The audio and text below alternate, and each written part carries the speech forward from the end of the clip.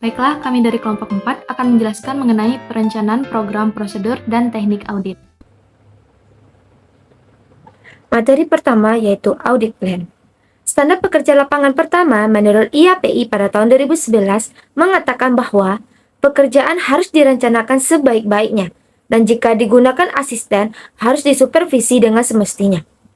Perencanaan audit itu sendiri meliputi pengembangan strategi menyeluruh pelaksanaan dan lingkup audit yang diharapkan. Sifat, luas, dan saat perencanaan bervariasi dengan ukuran dan kompleksitas satuan usaha, pengalaman mengenai suatu usaha, dan pengetahuan tentang bisnis satuan usaha. Pada audit plan itu sendiri, ada 3 alasan utama mengapa auditor harus merencanakan penugasan dengan tepat, yaitu yang pertama, untuk memungkinkan auditor untuk mendapatkan bukti yang tepat yang mencukupi pada situasi yang dihadapinya. 2. Untuk membantu menjaga biaya audit tetap wajar. 3. Untuk menghindarkan kesalahpahaman dengan klien. Dalam perencanaan audit, auditor harus mempertimbangkan beberapa hal. Yang pertama yaitu masalah yang berkaitan dengan bisnis satuan usaha tersebut dari industri. 2.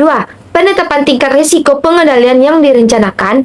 3. Pertimbangan awal tentang tingkat materialitas untuk tujuan audit. 4. Pos laporan keuangan yang mungkin memerlukan penyesuaian. 5. Kondisi yang mungkin memerlukan perluasan atau pengubahan pengujian audit. 6. Metode yang digunakan oleh satuan usaha tersebut dalam mengolah informasi akuntansi yang signifikan. Poin yang terakhir yaitu kebijakan dan prosedur akuntansi untuk usaha tersebut. Isi dari audit plan terbagi menjadi 3. Yang pertama, hal-hal mengenai klien. Yang kedua, hal-hal yang mempengaruhi klien. Yang ketiga, rencana kerja auditor. Hal-hal mengenai klien ini terbagi lagi menjadi bidang usaha klien, nomor telepon, alamat, dan lainnya, status hukum perusahaan yang berdasarkan akta pendirian, kebijakan akuntansi, neraca atau laporan posisi keuangan yang komparatif dan perbandingan penjualan, laba rugi tahun lalu dan sekarang, klien kontak, dan accounting, auditing, dan tax problem. Selanjutnya, hal-hal yang mempengaruhi klien. Biasanya didapat dari surat kabar atau majalah-majalah keuangan, seperti Business News, Ekonomi Keuangan Indonesia. Contohnya adalah seperti adanya peraturan-peraturan baru yang dapat mempengaruhi klien tersebut. Nah, selanjutnya rencana kerja auditor. Hal-hal penting yang harus kita perhatikan yaitu staffing, waktu pemeriksaan, jenis jasa yang diberikan, bantuan-bantuan yang dapat diberikan klien, dan time schedule. Selanjutnya yaitu audit program. Audit program membantu auditor dalam memberikan perintah kepada asisten mengenai pekerjaan yang harus dilakukan. Audit program harus menggariskan dengan rinci prosedur audit yang sudah distandarisasi dan digunakan di setiap kliennya. Sebagian lagi, audit program yang baik harus mencantumkan yang pertama yaitu tujuan pemeriksaan, prosedur yang akan dijalankan, dan kesimpulan pemeriksaan. Selanjutnya yaitu audit prosedur dan audit teknik. Nah, pertama audit prosedur adalah langkah-langkah yang harus dijalankan auditor dalam melaksanakan pemeriksaannya dan sangat diperlukan oleh asisten agar tidak melakukan penyimpangan dan dapat bekerja secara efisien dan efektif. Audit prosedur dilakukan dalam rangka mendapatkan bahan-bahan bukti yang cukup untuk mendukung pendapatan auditor atas kewajaran laporan keuangan. Yaitu untuk diperlukan teknik audit, yaitu cara-cara untuk memperoleh bukti audit seperti konfirmasi. Yang pertama, konfirmasi adalah memberikan pertanyaan untuk meraih informasi secara langsung dari sumber independen di luar dari unit yang diaudit. Pihak yang diperiksa akan dikonfirmasi dengan melakukan permintaan sebelumnya, lalu jawabannya akan diberikan kepada auditor. Yang kedua, observasi. Observasi adalah melihat sebuah objek dengan secara hati-hati dan berkala dalam periode waktu yang sudah ditentukan, bertujuan untuk membuktikan keadaan perusahaan yang menjadi objek tersebut sedang bermasalah. Teknik ini dapat dilakukan dengan jarak jauh sehingga pihak yang diobservasi tidak menyadarinya.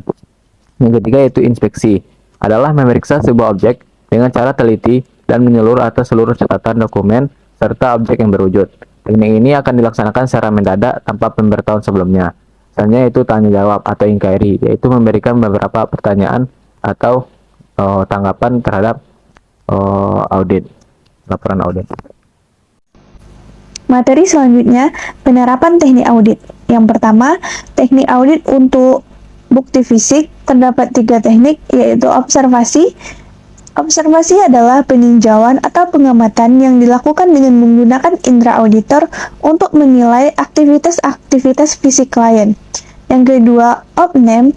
Opname adalah teknik audit yang digunakan untuk menghitung fisik barang, menilai kondisinya apakah rusak, baik, atau rusak berat, dan nantinya akan dibandingkan dengan saldo menurut buku. Selanjutnya ada inspeksi, yaitu meneliti secara rinci dan teliti langsung ke TKP.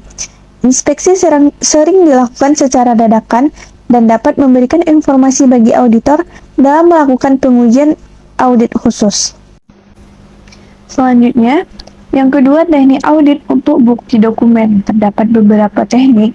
Yang pertama ada verifikasi, yaitu pengujian secara rinci tentang kebenaran, ketelitian, perhitungan, pembukuan, dan eksistensi suatu dokumen. Yang kedua ada cek, digunakan untuk menguji kebenaran dan keberadaan dengan teliti.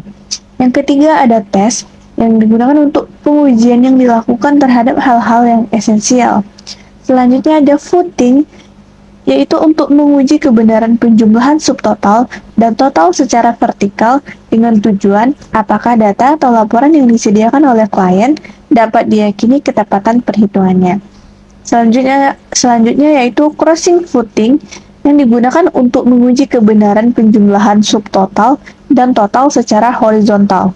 Selanjutnya ada vouching, digunakan untuk menelusuri suatu data dalam suatu dokumen ke catatan pendukungnya.